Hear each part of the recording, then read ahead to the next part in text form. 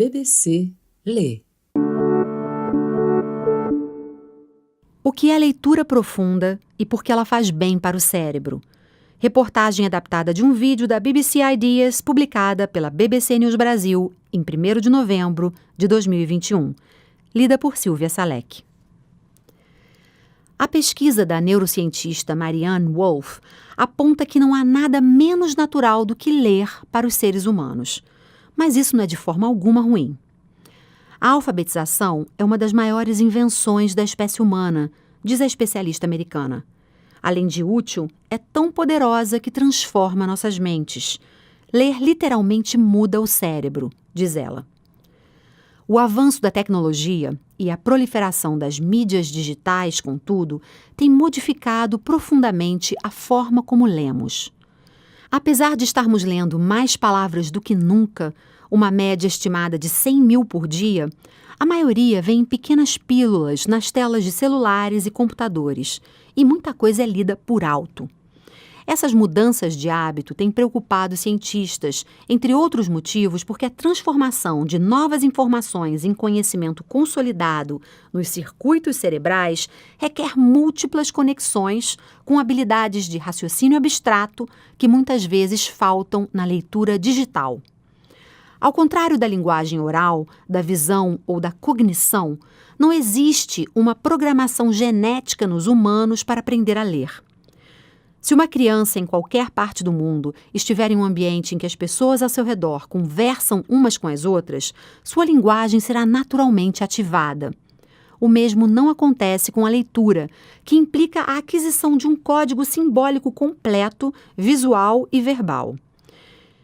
É uma invenção relativamente recente. É uma piscadela em nosso relógio evolutivo.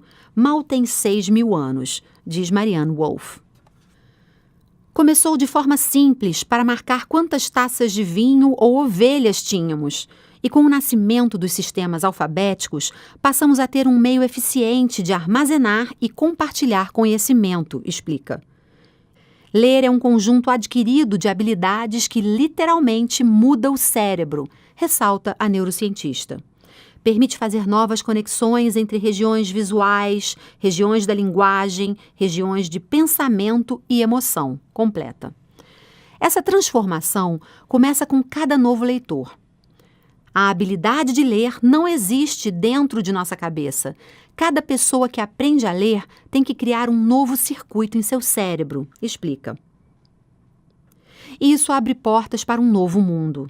A leitura traz 3 poderes mágicos: criatividade, inteligência e empatia, pontua Cressida Cowell, escritora de literatura infantil e autora da série Como Treinar Seu Dragão. Ler por prazer é um dos fatores-chave para o sucesso financeiro de uma criança na vida adulta. É mais provável que ela não acabe na prisão, que vote, que tenha casa própria. Lista. Além disso, ler uma grande história é muito mais do que entretenimento, acrescenta a biblioterapeuta Ella Berthold. A leitura, na verdade, tem muitos benefícios terapêuticos. Seu cérebro entra em um estado meditativo, um processo físico que retarda o batimento cardíaco, acalma e reduz a ansiedade. Completa. Para ela, por exemplo, ler o romance Zorba, o Grego, de Nikos Kazantzakis, funciona como um remédio contra claustrofobia, raiva e exaustão. A arte de prescrever ficção para curar as doenças da vida, batizada de biblioterapia, foi reconhecida no Publishers Illustrated Medical Dictionary, um dicionário médico ilustrado publicado nos Estados Unidos em 1941. A prática remonta à Grécia Antiga, quando avisos eram afixados nas portas das bibliotecas para alertar os leitores de que estavam prestes a entrar em um local de cura da alma. No século XIX, psiquiatras e enfermeiras prescreveram todos os tipos de livros para seus pacientes, desde a Bíblia até literatura de viagem e textos em línguas antigas. Vários estudos mais recentes do século XX e XXI mostraram que a leitura aguça o pensamento analítico, o que nos permite aprimorar nossa capacidade de discernir padrões, uma ferramenta muito útil diante de comportamentos desconcertantes dos outros e de nós mesmos. A ficção, em particular, pode transformar os leitores em pessoas mais socialmente habilidosas e empáticas. Os romances, por sua vez, podem informar e motivar. Os contos confortam e ajudam a refletir, enquanto a leitura de poesia já demonstrou estimular partes do cérebro relacionadas à memória. Muitos desses benefícios, no entanto, dependem de um estado conhecido como leitura profunda. Quando lemos em um nível superficial, estamos apenas obtendo informação. Quando lemos profundamente, estamos usando muito mais do nosso córtex cerebral, explica Marianne Wolf. Leitura profunda significa que fazemos analogias e inferências, o que nos permite sermos humanos verdadeiramente críticos, analíticos e empáticos, acrescenta. Em seu livro Proust and the Squid, The Story and Science of the Reading Brain, Proust e a Lula, a história e a ciência por trás do cérebro que lê, em tradução livre, a especialista em neurobiologia da leitura explica como, a certa altura, quando uma criança vai da decodificação à leitura fluente, o caminho dos sinais através do cérebro muda. Em vez de percorrer um trajeto dorsal, a leitura passa a se deslocar por um caminho ventral mais rápido e eficiente. Como o tempo depreendido e o gasto de energia cerebral são menores, um leitor fluente será capaz de integrar mais seus sentimentos e pensamentos à sua própria experiência, escreve. O segredo da leitura está no tempo que ela libera para que o cérebro possa ter pensamentos mais profundos do que antes. Mas enquanto o processo de aprender a ler muda nosso cérebro, o mesmo acontece com o que lemos e como lemos. Há aqueles, contudo, que acreditam que as novas plataformas são parte da solução e não do problema. Para Chris Mead, autor que utiliza vários tipos de mídia para veicular seu trabalho, pensamos no livro como a obra, mas o livro é apenas um mecanismo de entrega. A narrativa transmídia é um tipo de história em que o enredo se desenrola por meio de múltiplas plataformas, aplicativos, livros digitais, games, quadrinhos, blogs, e na qual os consumidores podem assumir um papel ativo no processo de construção. As novas mídias estão dando voz a uma nova geração de escritores. Elas impedem que nos condicionemos a pensar que existe apenas um tipo de boa escrita e permitem que as pessoas simplesmente compartilhem histórias e experiências, opina Natalie Carter, cofundadora do Clube do Livro Black Girls Book Club.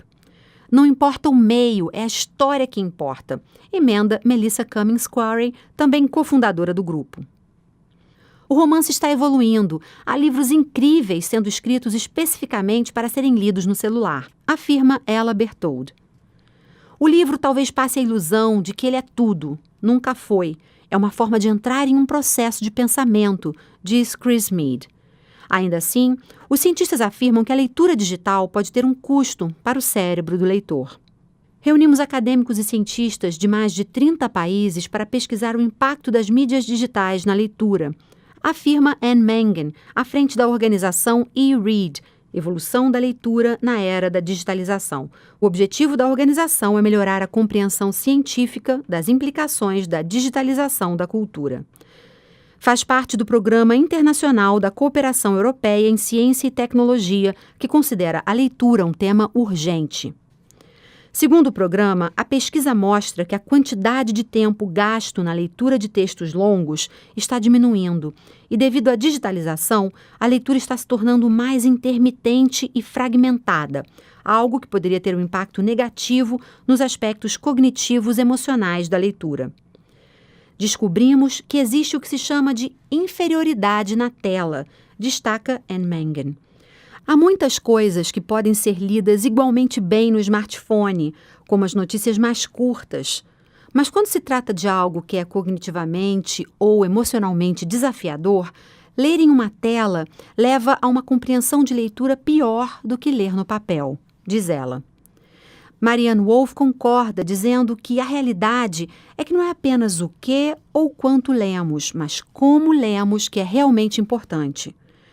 O próprio volume de informação disponível nas plataformas digitais está tendo efeitos negativos, porque para absorver tanto, há uma propensão a se ler por alto. Em outras palavras, assim como ao aprender a ler da maneira tradicional, o cérebro formata e registra os itinerários da razão e os caminhos para a emoção, ao aprender a ler da maneira como fazemos nas mídias digitais, o cérebro traçará diferentes trajetórias e, se deixarmos a leitura profunda de lado, ele apagará as anteriores, caso tenham um dia existido.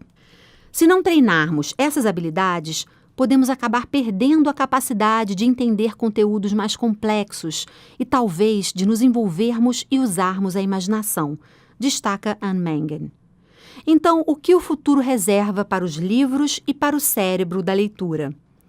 A imaginação humana é uma coisa fantástica, somos muito flexíveis, encontramos maneiras de fazer o que queremos com a tecnologia disponível, pontua Chris Mead. Para Natalie Carter, o futuro trará muito mais coleções de contos e acho que veremos muito mais livros curtos. Nesse sentido, Cressida Cowell diz já ter sentido a mudança. Mudei a maneira como escrevo, porque o tempo de atenção das crianças diminuiu. Os livros têm capítulos curtos e são incrivelmente visuais, brilhantes como doces, disse. Para a neurocientista Marianne Wolf, assim como as pessoas podem ser bilíngues e trilíngues, minha esperança é que desenvolvamos um cérebro biletrado.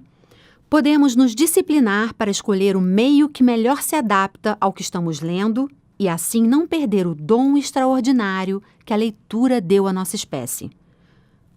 Você ouviu a reportagem O que é leitura profunda e por que ela faz bem para o cérebro, publicada pela BBC News Brasil em 1º de novembro de 2021.